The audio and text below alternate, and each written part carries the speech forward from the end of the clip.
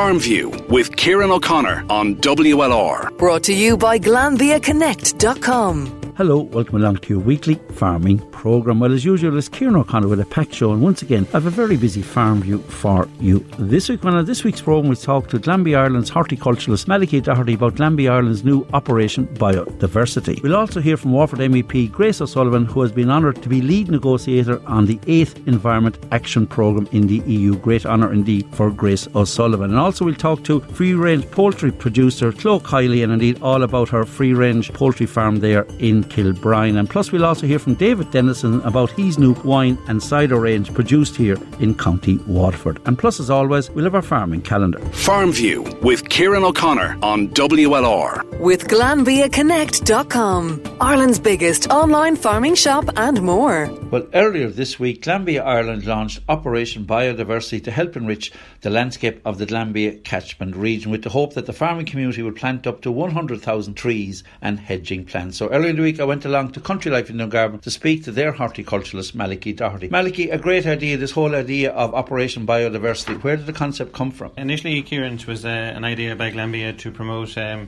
bit more sustainability and biodiversity in home farms and gardens throughout Ireland, really. One of the main reasons really is over the years, there's less and less biodiversity really on farms and that due to intensive farming. So we're hoping to counteract it slightly by encouraging farmers to put in more hedgerows and plant native trees. Now, definitely you mentioned sustainability, and I've seen on farm with the big open day down in Shane Fitzgerald, the open source farmer down in Portlaw, and to see how simply he introduced that whole biodiversity and hedgerows. So it's not as difficult as people might assume on the outside. No, really it's quite easy. If you imagine, these plants are actually native to Ireland, Kieran, so they're well used to Irish conditions and that, and if you stick with Irish plants and Irish grown plants, then they'll settle in much better than we'll say foreign plants and that, so much better for our wildlife too, because our plants are tuned in for our wildlife to live in. When it comes to hedgerows, just before we came in here, you were talking about the various mix and bundles that you're selling these in. Normally it's a mix of different varieties that you're going for.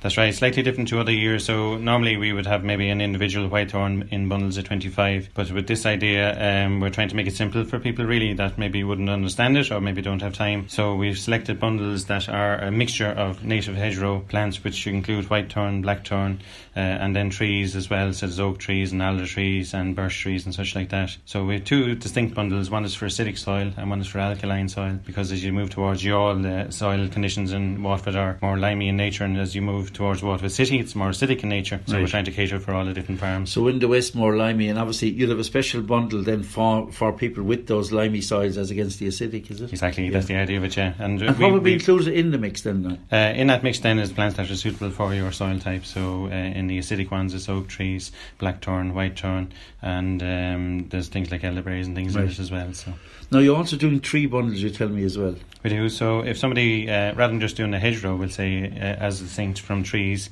we do a tree bundle. So we have a mixture of native Irish trees in a bundle as well, and that will consist of oak, birch, alder, whitethorn and such like that, and they will be in a nice tidy bundle of 25. And are they for people doing it in various corners of fields and that type of area, and windbreaks or whatever? That's what I imagine would be people that maybe would have an awkward corner and maybe an overgrown corner that they can pop in some trees into. As regards hedgerows, how difficult is it to plant? You mentioned when you get, we'd say, 40 plants, what type of metres would that cover? What type of ground would it cover? So in the bundles that we've selected, actually they contain 40 plants, which is suitable for 10 metres of hedgerow. And the planting side of it is relatively easy, really. A lot of people would have done it already, but simply if you can dig a hole for, depends on scale, I suppose. So if you have large scale, you might have a single furrow plough and turn the sod and then plant into that soil then. Or if you're on a smaller scale, you might plant each individual plant with a spade. Now, you're very much involved earlier in the year with Operation Pollination, a name that I really thought was so catchy. That was a big success. Obviously you're hoping for a bigger uptake with this whole hedgerow promotion. Well, we are, because this one in one way will affect the next generation too, so by planting a tree now, hopefully your children and your descendants and that will see the benefit of it in years to come. So it's slightly different from putting in flowers and things for pollination in summer. I think this one is a longer term. So as regards the bundles and pricing, I know to launch this you have a special offer going out, and very attractive price, but more importantly a very attractive special offer for people as regards these hedgerow bundles of 40 plants. That's right, to encourage people, we say, and to make sure that it is exceptionally good value for our customers. We've selected an offer there where if you buy 2 bundles of the hedgerow bundles, so 2 bundles, you get a third free. So you get equivalent of 30 metres of hedging for the price of 2 bundles. And as regards the planting then and timing, is this time of year a good time for planting hedgerows? It's perfect now, Kieran. Before Christmas is the ideal, and before the end of February is best practice at least anyway, so it is. So and try and do it in fair weather if possible. Obviously, you're the horticulturist here in West Waterford, based in Dungarvan. You have Kieran De La Hunty in Country Life in Kilmeaden. Again, before we become an area, you mentioned there's branches right throughout Waterford and the region. If people go to their own local branches, you'll be able, yourself and Kieran, to connect and give the advice to guys from their own local agri branch. We can indeed. So myself and Kieran are based in the Country Life stores, but we will actually give advice to the other stores, or the agricultural based stores that don't have a horticulturist. So you don't have to come especially to Country Life. You can go to any of your stores and we can get information passed on to you. As regards to the hedgerows then, if I planted hedgerows in the next few weeks, how long would it take before we would make an impact as such? What time? What time frame is involved? Yes. The best thing really is to imagine that if they go in this year, obviously, then within 2 years they should be around 4 foot high, and then after about 3 years, then you should have what you'd be calling a thick hedgerow at that stage. You might clip it though after the second year to promote the white thorns and black thorns to get bushy. So that's probably a sensible thing to do after 2 years, Kieran. So you're in the ideal time, the end of the year or earlier next year, right up to, we say, the end of February. The next, we say, 10-12 weeks is the ideal time frame to get your hedgerows in. That's right, yeah, that's the perfect time now, so it is, yeah. Now, I know Aina Nilauna has become very much involved, and she likes this initiative, and she's become literally the ambassador for this whole initiative from Glanbia Ireland. That's right. Aina's she's great fun actually, but in fairness to her, she really truly believes what she preaches. You know what I mean, and it is for all of us. Really is to do good for all of us. Well, as I say, it's a fantastic initiative, all in connection with the whole area of sustainability, but it's the Operation Biodiversity. Glanbia Ireland's launching this Operation Biodiversity. For more information, contact your local Country Life horticulturist in Kilmeaden or Dungarvan, or indeed your local agri branch for more information. Malachy Doherty, well done with the initiative. Best of luck, and I'm sure you'll be busy over the next few weeks. These guys here, and thank you, Renee. Waterford MEP Grace OSullivan said she's honoured to be a lead negotiator on the 8th Environment Action Programme. These programmes have guided the development of the EU environmental policy since the early 70s. The Green Party MEP says it's an overarching piece of legislation, and Grace OSullivan explains what it means. It's really to accelerate the European Union's transition to a climate-neutral economy by 2050, and it's also to push towards resource-efficient, clean and circular economy, but in a fair and just way. It's also to line us and keep us in line with the United Nations Agenda 2030 Sustainable Development Goals, and it's to keep us in line with the European Green Deal. So it's a huge piece of environmental legislation. I will be the liaison person between the European Parliament members, so the 704 MEPs. So I'll be the key negotiator with the parliamentarians to try to get agreement on the final report. And then I will be the negotiator of the European Parliament in trilogues with the European Council and the European Commission to get the agreements and reach compromise and whatever. But one way or another, it's a great honour for me as someone who has been an environmental activist for so many years. It's really all of the issues I've ever worked on in terms of biodiversity, zero pollution, consumption. All of these are wrapped right into this huge piece of legislation. Saturday the 19th is our Farmview Auction, our annual Farmview Auction. I wondered during the year, would we hold it, would we not? But once I got back into Glanbia Ireland, got talking to all the various people who support us, they all said they're coming on board. Michael Byrne, how important is the Farmview Auction for the appeal? Well, it's a big fundraiser for the Christmas appeal for the St Vincent de Paul in West Waterford, and we're delighted obviously to be able to do it this year. And we're going to do it differently this year because we have to be socially distant. Yeah. So Sean is going to be in Waterford, Kieran will be in our Dungarvan studio, we'll have people on the phone in some offices. Yeah. Tom Power, I think, is a Declan Prendergast as well, is going to help us out. So look, we're delighted. The money is so important to St Vincent de Paul, especially in a year like COVID-19 when a lot of people have lost their jobs this year, a lot of people are struggling through. St Vincent de Paul are, I think, the best placed charity to help people out at Christmas. So we look forward 8 o'clock till 10 o'clock on Farmview, and it's going to be a fantastic day, hopefully raising lots of money for the St Vincent Saturday the 19th. We'll give you the phone details as the day approach, but you have support in the last number of years. We raised over 5,000 last year. We want to do the same again. Farmview Auction Saturday the 19th. We'll have more details over the next week. Absolutely, and just to thank Glanbia and their suppliers as well, because without the suppliers and Glanbia itself, with this auction wouldn't be able to bring this auction to the air. So we thank the people for helping us out with the auction. Thanks, Mike.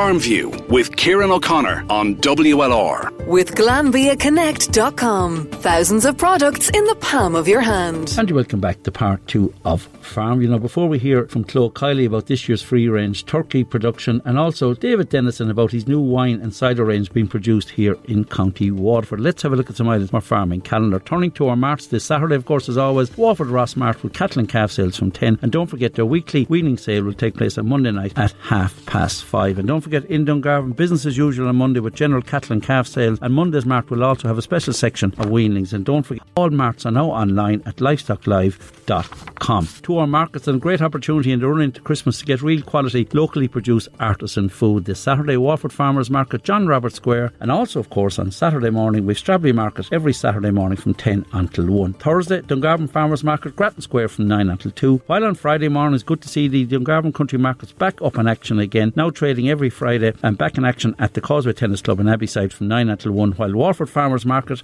at St Olave's Hall, Chris Hillard was on to say they're back up and running once again from 9 until 1 every Friday. And finally, on our farming calendar, don't forget, it's our big one next weekend, the Farmview Auction next Saturday the 19th, with a huge array of products, not just for the farming and agri sector, but for everybody. So join myself, Kieran O'Connor, Sean Organ, and our special guest Tom Power and Declan Prendergast, who'll be manning the phones next Saturday. We'll be running from 8 until 10, and the all-important number is 058 23 445. That's 058 23 445. The Farmview Auction. You haven't left us down in the past. I know you won't next weekend. Farmview with Kieran O'Connor on WLR. With GlanbiaConnect.com. Ireland's biggest online farming shop and more. Well, one woman very busy coming up to Christmas is of course Commeragh Mountain Farm with their free-range turkeys and the geese and also chickens as well.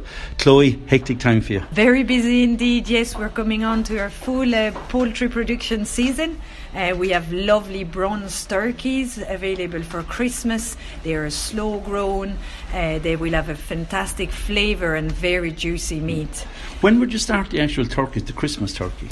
Well, for Christmas production, we start the turkeys on August, at the start of August, and we're taking them at 5 weeks old. They're just off the heat and they're just much easier to rear at this stage. Now, rearing outdoors up in Kilbrine, I know you have chickens and geese as well. Obviously, you have to be very protective of them, though they're out. They're really sitting ducks, pardon the pun. Yes, this is the challenge we have with the free-range poultry in this area. It's very wild. We've got glens and river. That's a great habitat for foxes. So we use mountain Pyrenean dog to protect our flocks from these predators. These 2 dogs we have live with the flock day and night, and they protect them against predators. That's fantastic. You told me that story before, and people on the outside looking in would hard to believe that these 2 dogs stay with them in their pen. Yes, it's instinctive. They're instinctively protecting their flock and staying with them. Okay. We actually found a dead fox at the farm, which was a proof that the dog actually done its job and protected our animals. Now, along with turkeys, of course, you have geese and chickens as well, and chickens literally all year round. Yes, we're producing chickens, oven-ready chicken all year. Christmas production is part of this, but this is available as a frozen product all year round and fresh for Christmas. Now, of course, the farmer markets are key for you. We're here at the farmer market in Dungarvan. You also told me that you're involved in Tramore on Saturdays. They've been a great outlet for you. They've been a fantastic way to meet our customers on a weekly basis, discuss our farm practices and share the love and our passion about good quality food and local food, local to the Daisha. You've come to Ireland. You might give your background how you ended up in Ireland, in Kilbrine above all places. Well, coming to Ireland in Dungarvan, came for learning English. I had a great experience with John Kiely, the horse trainers, and my love of the people and my love of the land made me stay here. And I'm very passionate about quality food, and I always wanted to develop this venture. Kilbrine was the host of our enterprise. Of course, you met a Waterford man.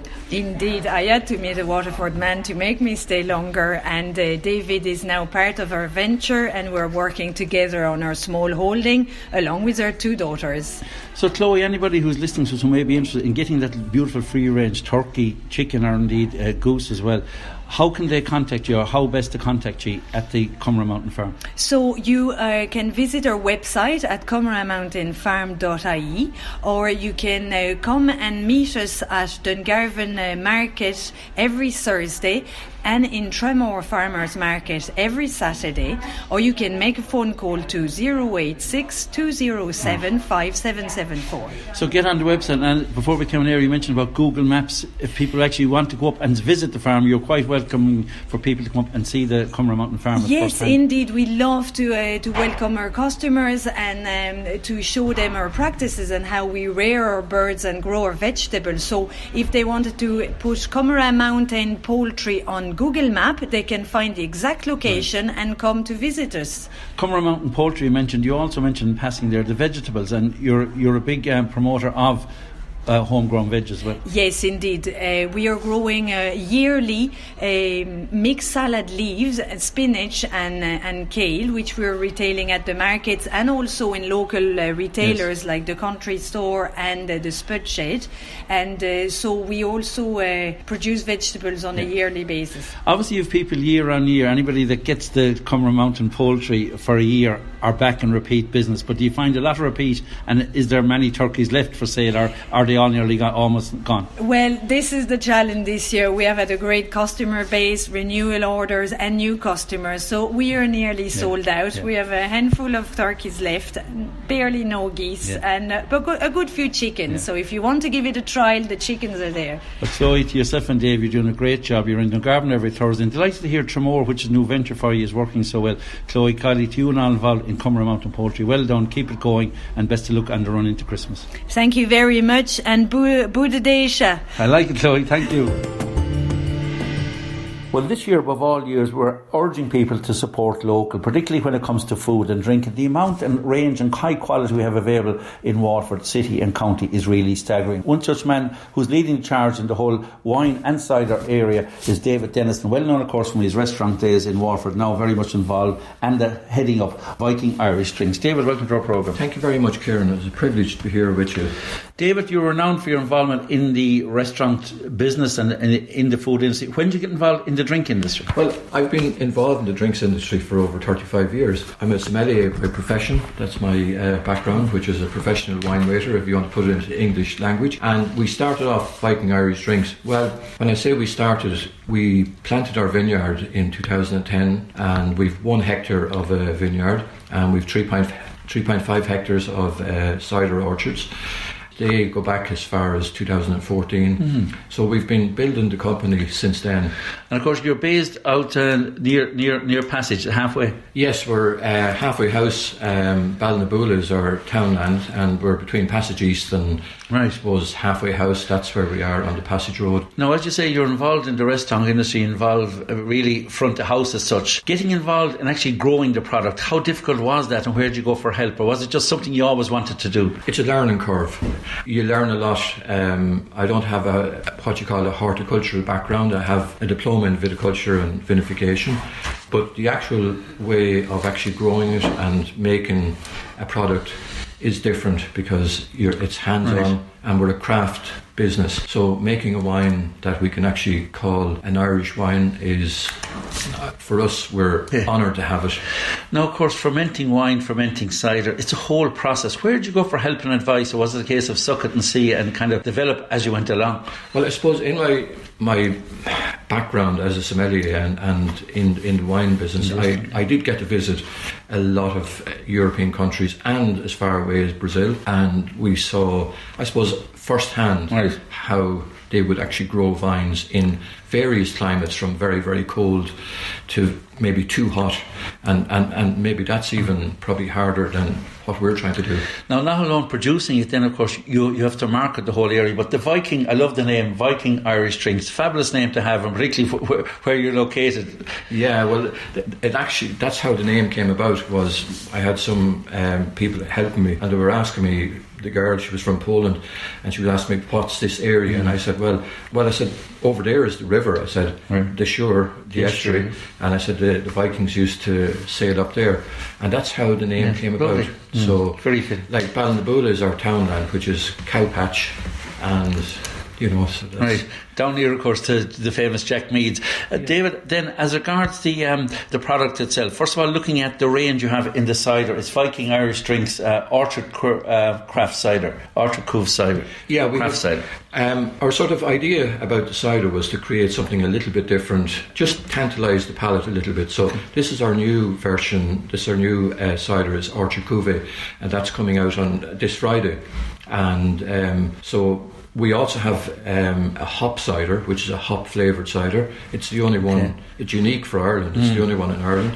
And I got this idea in America. Nice one. And then we have a Harvest Blush, which is a rosé style made from our cider and infused with the black currants. Now, what type of support are you getting locally? First of all, with the cider, before we talk about the wine, but the cider side of the business, how well has it gone for you before we talk about your wine and fermenting wine? Cider is, it's a minority to, say, the likes of craft beer, but it's growing, and the more small producers that come into the threshold will help to develop it on. We like to see cider being used more like an Irish, like a wine. Yes, right. And because you can actually have it with food, and it's so adaptable to different. And are you getting good support, particularly in Waterford City and County? Got great support from the horticultural people in the DAFM, and from the Enterprise Board have been absolutely magnificent.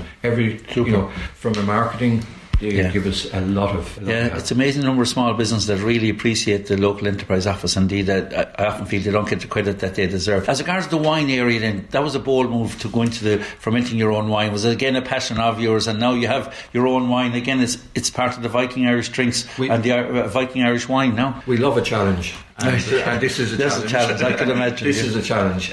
If you were to say it to a hardened farmer, they would say you're off your chunk. But we love a challenge. It can be done with careful selection of grape varieties. It can be done. We're not going to get a vintage every year. And before we came on air, I just asked you, are you under plastic or glass? You said no. Oh, no, we're 100% outdoor. 100%. That has its challenges in Ireland. Yes, it does. Yeah. And because we grow organically, the place is not very pristine, but we much prefer, because we have honeybees. And the environment is very important. And breaking into that business, have you really concentrated on Waterford in the southeast from a sales point of view? We do. That was the main sort of sales pitch, was to restaurants, bars, hotels. Now, with the situation we have at the moment, we've got great support from the retail sector, and right across the county. You told me, right from Lismore down, right up from Lismore. We're, I don't know whether can I name the places. Yeah. Like, we're in Roaches and Lismore, Kelleher's in Cappoquin. We're in Cas & Co here in Dungarvan and 21. Tramore, we're Super Value, Quiche Super Value. And then in the city? In the city, Artine Stores, Worldwide Wines, Ferrybank, off licence. So it's Viking Irish wine, Viking Irish drinks, which are cider range. Listen, you're a brave man to take it on, and you've had your challenge, but I'm delighted to support you getting locally, particularly in this difficult time with the restaurant hotels shut down. It's great to see supermarkets coming on board, because people love to support local. Waterford is a great support. People support really well in Waterford, and for people who say that Waterford people don't support each other, that is totally wrong. Waterford businesses support Waterford people. Well, David, listen, I'm delighted to hear. I know it was a huge undertaking. You're doing a super job down in the halfway house. They're very close to Jack Meads, with your Viking Irish drinks, with your Viking Irish cider, and of course your Viking Irish wine. Best of luck, and I know it'll be a big hit over the next few weeks. Can I just say one thing, Kieran? Yes, no problem. Up to Dacia. Good man, thanks a million. Well, before we go on our racing and point-to-point front, we had a great week again for local Waterford connections. Cross-channel, a good win for Dungarvan jock Niall Houlihan. He was back in the winners' enclosure at Sandown Park. While back home, that man again, Knockeen Butlerstown trainer Henry de Bramett saddled a good winner at Clonmel, where Cappoquin owner-trainer Rob Murphy was also in the winners' enclosure. And Henry went on to record a very good double, a very impressive double at Punchestown last weekend as well. While on the point-to-point front, we had 2 wins for Dungarvan locals, or Waterford locals last weekend. Young Kappa trainer Stephen Kiely with his Brother Richard in the saddle had a nice winner, while young Agnish trainer, very promising young trainer Shane O'Brien was also saddled a very impressive winner. Well, that's it for this week's programme. My thanks again to Sean and Ollie for all their help in putting this week's programme together. But don't forget, the big one is next Saturday the 19th. It's our annual Farmview Auction, and the all-important number is 058 23445. That's 058 23445. The Farmview Auction next Saturday from 8 until 10. Join Sean Organ and myself, and once again, we know you won't leave us down, and hopefully we'll raise some decent fund for the WLR St Vincent de Paul Christmas Appeal. Talk to you then. Farmview with Kieran O'Connor on WLR. With GlanbiaConnect.com. Thousands of products in the palm of your hand.